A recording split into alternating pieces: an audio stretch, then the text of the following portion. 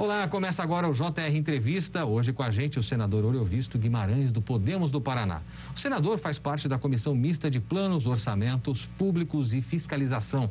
Também está na Comissão de Infraestrutura e na Comissão de Assuntos Econômicos. Senador, um prazer recebê-lo aqui no JR Entrevista. Seja muito bem-vindo. Muito obrigado pelo convite. O prazer é todo meu. E estou às ordens para debatermos o nosso país, né?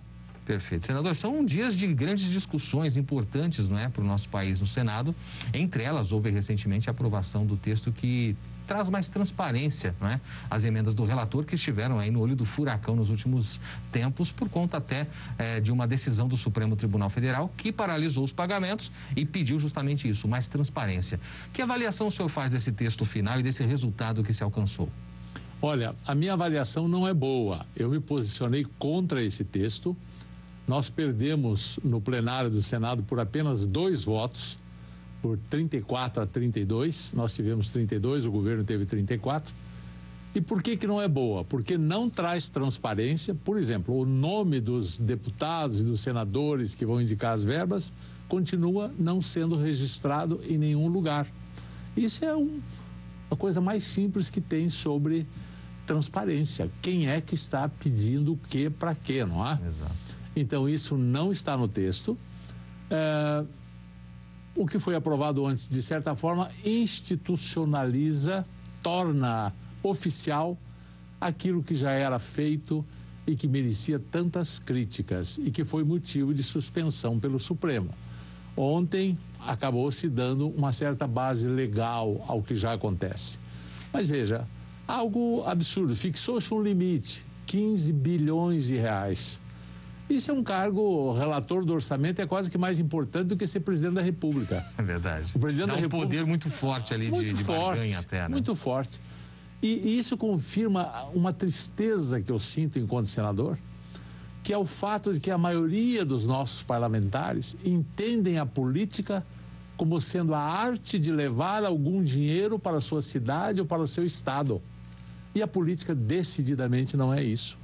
A política deveria ser pensar o país como um todo, pensar o país a longo prazo, fazer a reforma tributária, fazer uma reforma do nosso judiciário, que nem se fala nisso, fazer a reforma administrativa, todos esses temas, a reforma eleitoral, né, essa profusão de partidos que temos, organizar esse país em termos macros. E nós não fazemos isso. Os nossos parlamentares, infelizmente, têm no seu DNA que fazer política é conseguir verba. E é uma tristeza a forma como eles se relacionam com o Poder Executivo.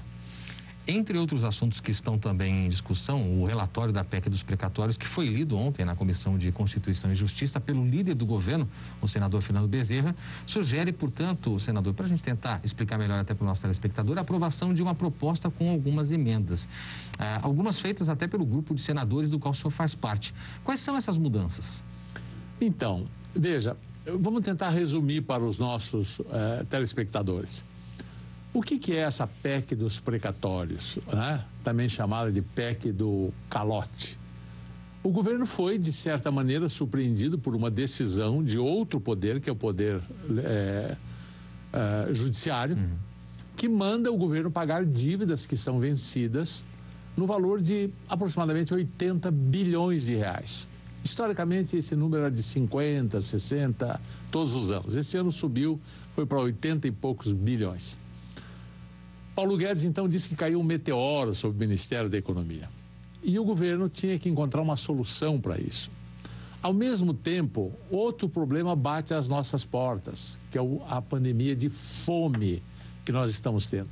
O ano passado foi a pandemia da Covid, esse ano é a pandemia da fome. Vocês mesmos noticiam, nós vemos todas as horas, vemos na TV e vemos nas ruas, pessoas catando ossos no lixo para fazer uma sopa, crianças desmaiando de fome nas escolas, e é claro que nós temos que fazer esse Auxílio Brasil. Misturaram tudo isso e a Câmara ainda piorou o projeto, chegou no Senado, nós negociamos 3 semanas com o senador Fernando Bezerra. Nunca houve nenhuma discordância sobre a necessidade de dar uma saída para o governo pagar o Auxílio Brasil. Eu quero fazer isso, todos os senadores querem, e nunca houve também discordância de encontrar um caminho para acertar essa questão dos precatórios. As nossas divergências são em como fazer isso. É no como que nós temos divergências e que são divergências importantes, significativas. Porque se você não fizer da maneira certa, você dispara o dólar, dispara a inflação, você acaba dando com uma mão e tirando com a outra. Por exemplo, não havia necessidade de quebrar o teto de gastos. Não havia, nós apresentamos uma proposta que não quebrava o teto de gastos. Não havia necessidade de dar calote nos precatórios. Nós apresentamos uma proposta que isso ficava claro. Mas o que acontece? O governo insistiu num caminho, já ganhou hoje na votação na CCJ e agora vamos ao plenário. Se o governo ganhar, ganhou. Vamos torcer para que saia a melhor solução para o Brasil. Falando em solução, o senhor citou há pouco a necessidade de algumas reformas. E a gente sabe que o presidente da Câmara, o deputado Arthur Lira, cobrou recentemente o Senado a respeito da aprovação da reforma do imposto de renda. O Senado discute, na verdade, a reforma tributária, né? Foi apresentado já o parecer do senador Roberto Rocha. O que o senhor considera que seria a prioridade para o momento? Olha, fazem anos que nós falamos em fazer reforma administrativa, reforma do judiciário, reforma tributária. Essa reforma tributária, só para falar um pouco sobre ela, Lula tentou, e olha que Lula tinha um domínio com aquela história do mensalão, ele mandava ali no parlamento brasileiro. Tentou 2 vezes, não conseguiu. Fernando Henrique lá atrás já tentou, não conseguiu. Michel Temer estava quase conseguindo, foi vítima de denúncias, não conseguiu. Até agora, desde a Constituição de 88 que se tenta essa reforma tributária e ela não sai. E não sai, sabe por quê? Porque todo mundo pensa no seu interesse e ninguém pensa no país. Está parada lá a reforma tributária, né? Poderíamos caminhar, ela não caminha. Entra a FEBRABAN, entra as corporações, entram as indústrias, entra a agricultura e os parlamentares se dividem e há uma espécie de uma paralisia. Tantas forças existem interferindo nesse assunto. São décadas em que se discute uma tentativa, né? Décadas. E nunca se avança. E agora a impressão que se tem, alguns críticos falam muito, que essa reforma nem deveria realmente passar. Economistas falam muito isso porque não vai sequer fazer diferença, né? Veja, ela faz diferença sim, ela piora as contas do governo. É incrível, porque saiu do Ministério da Economia uma coisa, foi para a Câmara dos Deputados, a Câmara dos Deputados mudou tudo. Acabou que ela apenas acaba criando mais um imposto, e criar imposto é fácil. Isso é o que o Brasil é craque em fazer. Criar imposto, criar imposto, criar imposto. E tem proposta lá no Senado para criar mais um monte de imposto. Imposto sobre grandes fortunas, imposto sobre herança, imposto sobre tudo querem criar. Mas uma reforma tributária não é isso, né? É pensar o país como um todo. E nós temos uma incapacidade crônica de fazer isso. Muito bem, senador, a gente já continua essa nossa conversa. Eu quero me dirigir a você, nosso telespectador, lembrá-lo que é possível assistir ao JR Entrevista na Record News sempre às 7 da noite, também no Portal R7, no Play Plus, no Jornal da Record, no JR 24 horas, sempre à 00:30 e, claro, por meio de nossas redes sociais. Senador, a gente sabe que um dos assuntos importantes que foi aprovado tanto na Câmara quanto na CCJ do Senado recentemente é a tão falada desoneração da folha de pagamentos, né? Por mais 2 anos para 17 setores. Se fala aí em 6 milhões de empregos. Isso vai ser apreciado ainda pelo plenário da Casa. Qual a importância desse projeto na sua visão? Ele é muito importante. O Brasil precisa realmente de projetos como esse que facilitam a criação de empregos, facilitam a existência das empresas. Olha, nós já pagamos, todo brasileiro já paga, já trabalha 4 meses por ano exclusivamente para pagar impostos. E as condições das indústrias brasileiras não são muito diferentes. Indústria, prestação de serviço, todo mundo que se organiza para fazer uma empresa, paga-se muito imposto. Então, quando há alguma desoneração para alguns setores que empregam muito, eu vejo isso com muito bons olhos e certamente votarei a favor. O senhor tem atuado de forma muito forte na questão da responsabilidade fiscal. Inclusive, tem buscado assinaturas para criar, né, uma frente parlamentar que trate do tema. Como é que vai ser o trabalho dessa frente? Como é que estão as negociações para implementá-la? Então, olha, a responsabilidade fiscal é algo absolutamente essencial para esse governo, para qualquer outro governo, não é? Infelizmente, existe uma teoria ou um modus político de operar de parlamentares, às vezes de executivos, que acham que o governo é uma fonte inesgotável de recurso. Que o governo pode gastar tudo o que quiser, que nunca vai faltar dinheiro. Afinal, ele pode mandar imprimir papel moeda. Quando isso acontece, os mais novos não viveram isso, mas eu vivi, você deve ter pego uma parte, nós tínhamos inflação que chegava a 100% ao mês, não é? A inflação explode e as pessoas mais simples são as que mais sofrem, porque os alimentos, as coisas básicas, eles não conseguem mais comprar. Então, a Frente Parlamentar pela Responsabilidade Fiscal é exatamente isso, fazer com que o governo, seja esse governo, seja outro, seja qual for, gaste dentro do limite da sua arrecadação. Não crie mais déficit, não avolume mais a dívida, para que os juros não aumentem e para que a inflação não volte. Todas as nossas atividades são nesse sentido. Até aproveitar esse gancho do que o senhor está dizendo, porque quando se fala no teto de gastos que foi estabelecido na gestão do ex-presidente Temer, imaginava-se que isso conseguiria controlar, não é, as contas públicas. O que a gente viu agora, com toda a discussão da PEC dos precatórios, foi praticamente um desrespeito ao teto, o que levou até ao pedido de demissão de diversos integrantes do Ministério da Economia. Nesse aspecto, como o senhor avalia o trabalho do ministro Paulo Guedes, como o senhor avalia a nossa gestão em termos de economia no país? Olha, o ministro Paulo Guedes, antes de mais nada, é meu amigo, então eu sou suspeito para falar dele. Mas eu respeito as ideias liberais, eu respeito o fato de que ele defende a iniciativa privada, respeito o fato de que ele defende um Estado menor, respeito as tentativas de privatização. Acho tudo isso muito correto sobre o ministro Paulo Guedes. No caso específico da PEC dos precatórios, eu tive uma divergência com ele, tivemos vários diálogos, discutimos bastante o assunto, discuti com técnicos do Ministério da Economia, mas, de novo, é o como fazer. Eu continuo achando que nós não precisávamos ter brigado com o teto de gastos e não precisávamos criar insegurança jurídica no país, dando calote em precatório. Claro, eu não concordo com tudo que o Guedes faz e ele também não concorda com tudo que eu penso, mas eu o respeito. Perfeito. Senador, a gente sabe que algo que gerou muita polêmica nos últimos tempos é essa batina do ex-ministro da Justiça e Segurança Pública, André Mendonça, que depois de mais de 3 ou 4 meses sendo discutida ali, vai marcar, não vai, desiste ou não desiste, foi marcada, vai acontecer finalmente. A relatora, a senadora Elisiane Gama, já deu o parecer favorável e o senhor acredita que a aprovação vai ocorrer com margem tranquila. Qual a expectativa para isso e como é que o senhor avalia todo esse imbróglio que envolveu o nome de André Mendonça? Pois é, esse imbróglio tem um nome e tem um responsável que assumiu esse imbróglio, Davi Alcolumbre. Eu cito o nome dele, estive com ele agora, meia hora atrás, converso bem com ele. Mas, meu Deus, ele rasgou o regimento do Senado. Nós temos prazo para avaliar um indicado ao Supremo. Era função do presidente Bolsonaro indicar. Ele cumpriu a função dele, indicou. É nossa obrigação como senadores apreciar, fazer a sabatina e votar para aprovar ou para não aprovar. Mas é nossa obrigação. Tem prazo regimental para isso. E ele descumpriu todos os prazos, se negou, uma coisa absurda. Eu clamei lá no plenário do Senado várias vezes, fiz vários pronunciamentos, vários outros senadores fizeram também. E finalmente, agora, depois de insistir muito com o presidente Rodrigo Pacheco, o Rodrigo Pacheco falou com o Davi e ele marcou. E nós vamos fazer a sabatina, se não me engano, amanhã, quarta-feira, vai ser a sabatina dele na CCJ.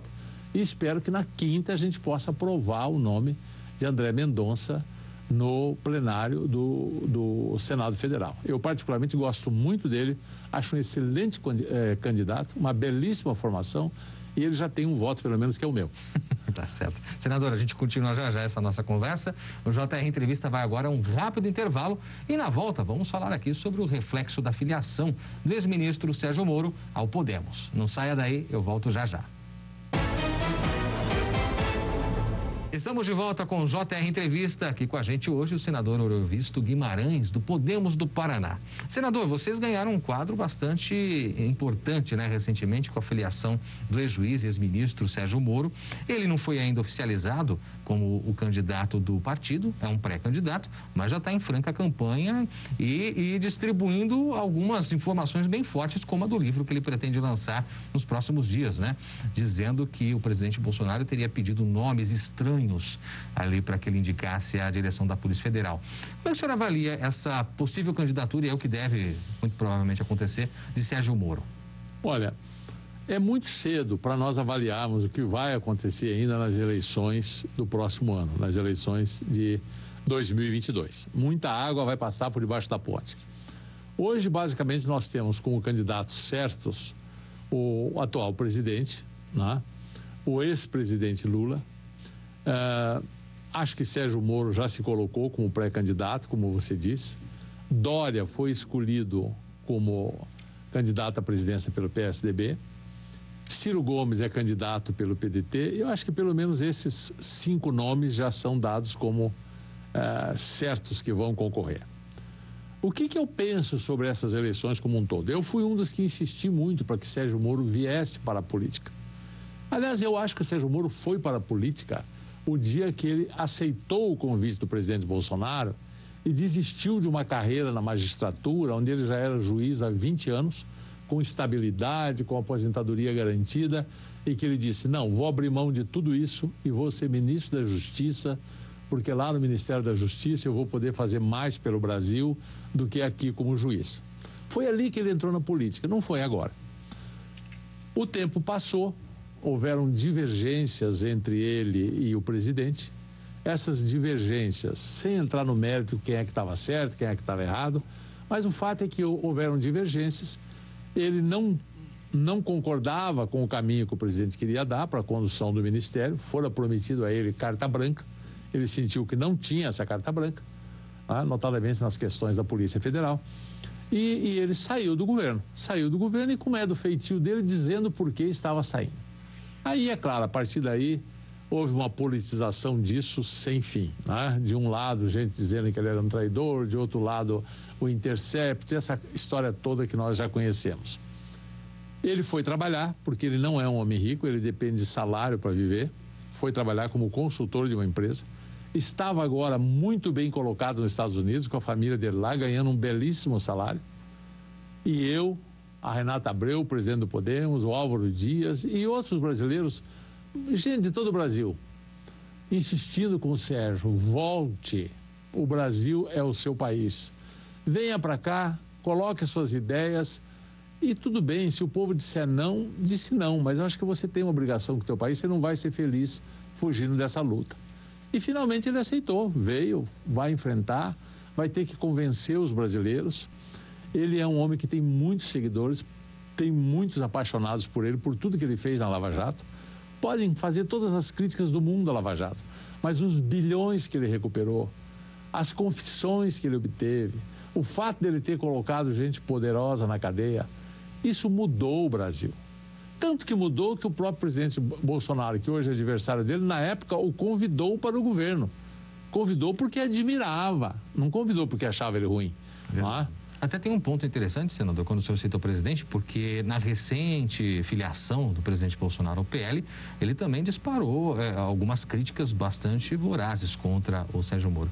E aí, nesse contexto, eu queria encerrar com o senhor perguntando sobre esse cenário. Quer dizer, tendo o Sérgio Moro que participou de um governo Bolsonaro e que condenou o ex-presidente Lula, esses três numa disputa, numa situação em que eles estão figurando ali como os principais, como os favoritos, de quem o senhor acha que o Moro tiraria mais votos? Bolsonaro ou Lula?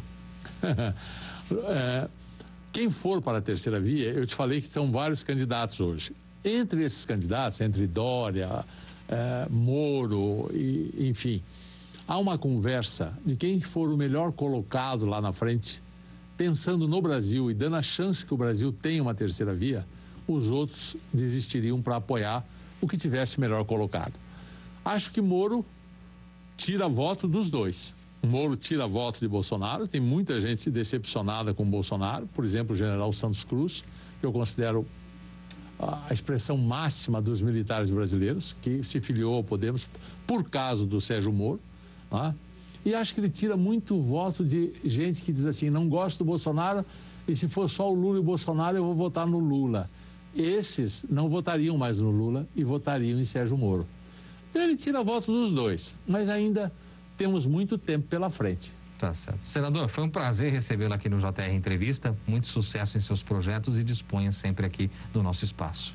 Muito obrigado a vocês, muito gentil o convite, estarei sempre à disposição de vocês. Mais uma vez, obrigado e obrigado a você que esteve conosco neste JR Entrevista que fica por aqui. Lembrando, é claro, você pode nos assistir sempre pela Record News às 7 da noite, no Portal R7, no Play Plus, no Jornal da Record, no JR 24 horas, sempre à 00:30 e por meio de nossas redes sociais.